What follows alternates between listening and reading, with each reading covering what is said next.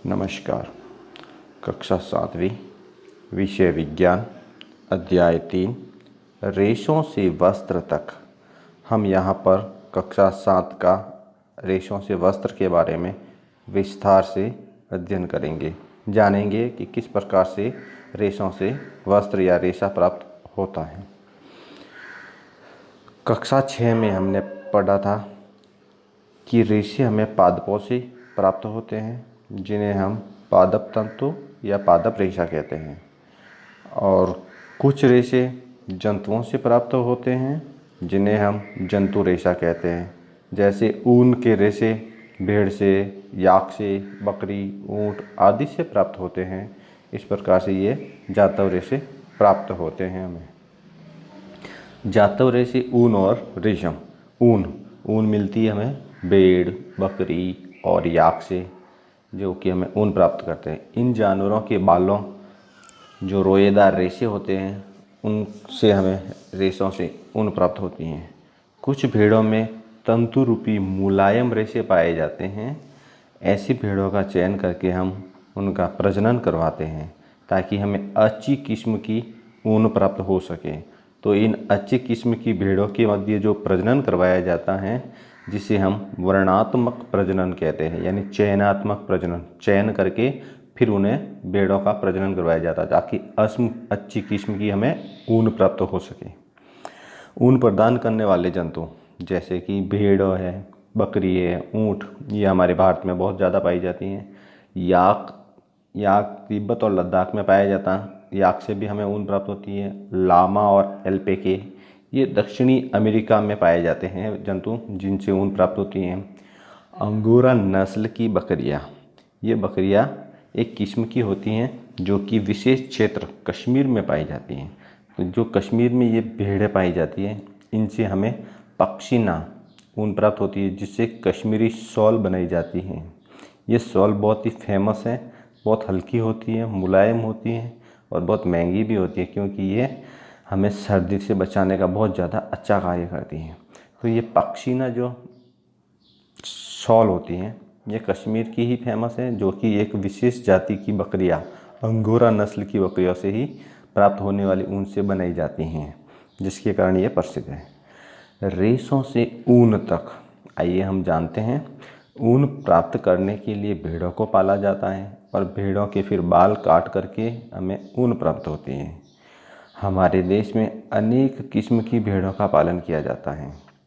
ये भेड़ें बकरियों का पालन करते हैं, और इनसे प्राप्त रेशों को ऊन के रूप में काम में लिया जाता है, और इन ऊन को आपस में गूंथ करके धागा बनाया जाता है, और इस धागे से ही ऊनी वस्त्र बनते हैं।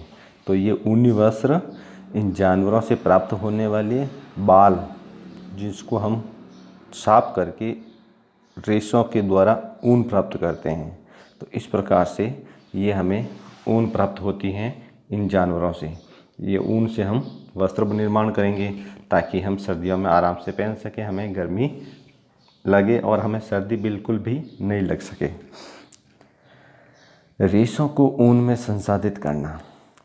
चरण 1, सबसे पहले ऊन की कटाई करते हैं। आप देख सकते हैं कि भेड़ की किस तरह से ऊन की कटाई की जा रही है, चित्र में दिख रहा है। चरण 2 होता है अभिमार्जन, यानी कि जो ऊन है, उन ऊनों को हमें धुलाई करते हैं अच्छी तरह से। तीसरा चरण होता है छटाई करना। छटाई का मतलब होता है छांटना, कि बड़े बाल अलग, छोटे बाल अलग, रोए को अलग करके फिर हम उनके धागा बनाएंगे।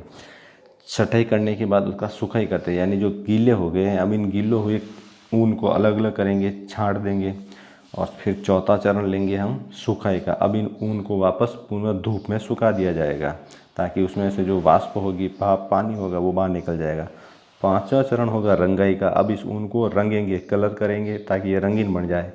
फिर ऊन रीलिंग होता है छठा चरण। रीलिंग का मतलब होता है ऊन के रेशा और से धागा बनाते हैं। इस प्रकार से ये ऊन का धागा बन जाएगा। रेशम बहुत महंगा धागा होता है। रेशम जिसे सिल्क कहते हैं, ये जातव रेशा ही होता है। हम जानते हैं सेरीकल्चर क्या होता है, यानी रेशम कीट पालन। तो रेशम के लिए रेशम कीट का पालन किया जाता है, जिसे हम सेरीकल्चर कहते हैं या रेशम कीट पालन कहते हैं। तो ये किस लिए किया जाता है? हमें रेशम प्राप्त करने के लिए। और रेशम रेशम के कीड़े से प्राप्त होता है। रेशम के कीड़े के यहाँ हम जीवन यापन पढ़ेंगे, उसका जीवन चक्र पढ़ेंगे कि किस जीवन चक्र में हमें ये रेशम प्राप्त होगा और किस जीवन चक्र हमारे लिए कितना महत्वपूर्ण है। रेशम का जो कीड़ा है उसका भोजन भी शहतूत की पत्तियाँ होती हैं। वो शहतूत की पत्तियों को खाएगा, अपना जीवन यापन करेगा और इस प्रकार से एक अवस्था आएगी कोकून, जहाँ पर ये रेशे का निर्माण करेगा और उनसे हम रेशा अलग करेंगे। तो यहाँ पर हम इसके जीवन चक्र के बारे में जानेंगे कि रेशम का कौन कौन सा जीवन चक्र होता है। तो रेशम कीट का जीवन चक्र, सबसे पहले जो स्थिति आती है वो होती है अंडे। अंडे में से इल्ली निकलता है जिसे कैटरपिलर कहते हैं, यानी कि रेशम का लार्वा। ये रेशम का लार्वा हम पत्तियों पर छोड़ देते हैं और ये पत्तियों को खाता रहता है, अपना जीवन यापन करता है। तो जब उसकी अवस्था बढ़ती रहती है और तो वो प्यूपा बन जाता है। इस प्यूपा में फिर से आगे भोजन चलता रहता है और कोकून का निर्माण करता है। कोकून होता है कि एक गोल बॉल के राप में बन जाता है। ये अपना जीव होता है जो उसके अंदर आ जाता है और उसके चारों तरफ रेशम का धागा लपेट लिया जाता है और ये कोकून का निर्माण करता है। अगर आप कोकून को नहीं हटाएंगे तो ये जीव वयस्क होकर के लट बन के वापस उस रेशम को ख़त्म कर सकता है। इसलिए हम यहाँ पर रेशम प्राप्त करने के लिए इन कोकून को इकट्ठा करेंगे। कोकून को बहुत सारे इकट्ठा करेंगे और उन्हें हम उबले हुए पानी में डाल करके रेशम के धागे को और कोकून को अलग कर लेंगे। इस तरह से हमें रेशम प्राप्त हो जाएगा। तो कोकून से हम रेशम कैसे प्राप्त करेंगे, आइए जान लेते हैं। रेशम प्राप्त करने के लिए रेशम के जो कीटों को पाला जाता है और कोकून को एकत्रित करके रेशम के फाइबर प्राप्त करते हैं। यानी जो कोकून होगा उनको इकट्ठे कर लेंगे और वहाँ से रेशम की फाइबर प्राप्त कर लेंगे। इन कोकून को एकत्रित करके गर्म पानी में डाला जाता है या धूप में रखा जाता है और फिर इन कोकून से रेशम अलग हो जाता है। जब इनको उबालेंगे पानी में तो इनमें से जो जीव होगा वो तो मर जाएगा और कोकून में से रेशम जो होगा वो अलग होने लग जाएगा, धागे के रूप में अलग निकल जाएगा। रेशम कीट पालन। रेशम कीट पालन करने के लिए दो जीवों की आवश्यकता होती है, नर रेशम कीट और मादा रेशम कीट। मादा रेशम कीट एक बार में सैकड़ों अंडे देती हैं और फिर इन अंडों को उपयुक्त ताप तक गर्म रखा जाता है। फिर इन अंडों से जैसे ही लार्वा बनता है यानी इल्ली बनती है, उन इल्लियों को शहतूत की पत्तियों पर छोड़ दिया जाता है।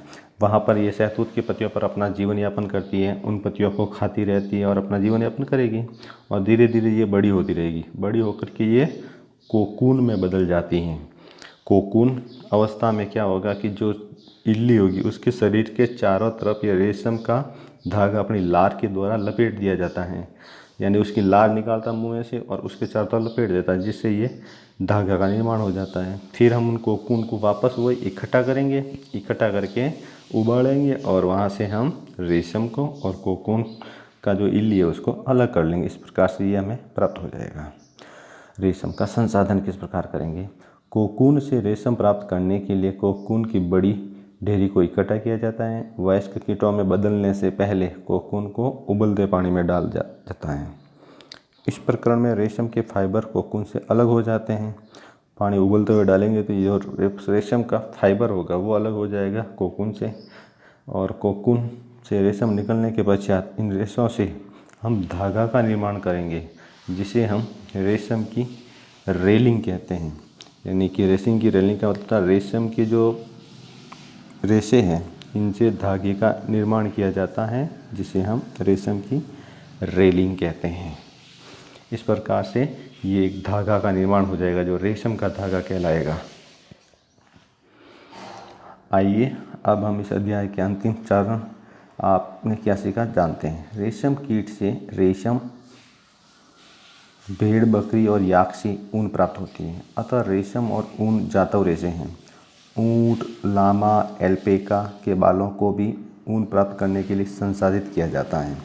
भारत में अधिकतर भेड़ों को ऊन प्राप्त करने के लिए पाला जाता है। भेड़ के शरीर से बालों को उतारकर अपने अभिमार्जन व छटाई की जाती हैं। फिर सुखाई के बाद उन्हें काट करके उनसे ऊन प्राप्त की जाती है। अपने जीवन चक्र में रेशम कीट रेशम के रेशों को कताई करके कोकून बनाते हैं और रेशम फाइबर प्रोटीन से बने होते हैं। कोकून से रेशम के रेशों को पृथक करके उनका संसाधन किया जाता है और फिर रेशम की धागा बनाया जाता है। इस प्रक्रम को हम रीलिंग कहते हैं। बुनकर रेशम के धागों से रेशम के वस्त्र बनाते हैं। इस प्रकार से रेशों से वस्त्र का निर्माण हो जाता है।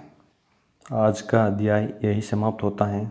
आपको वीडियो कैसा लगा लाइक करें SSP रैकोली यूट्यूब चैनल को, और हमारे यूट्यूब चैनल पर बने रहने के लिए सब्सक्राइब करें ताकि आने वाले अगले वीडियो को आप आराम से देख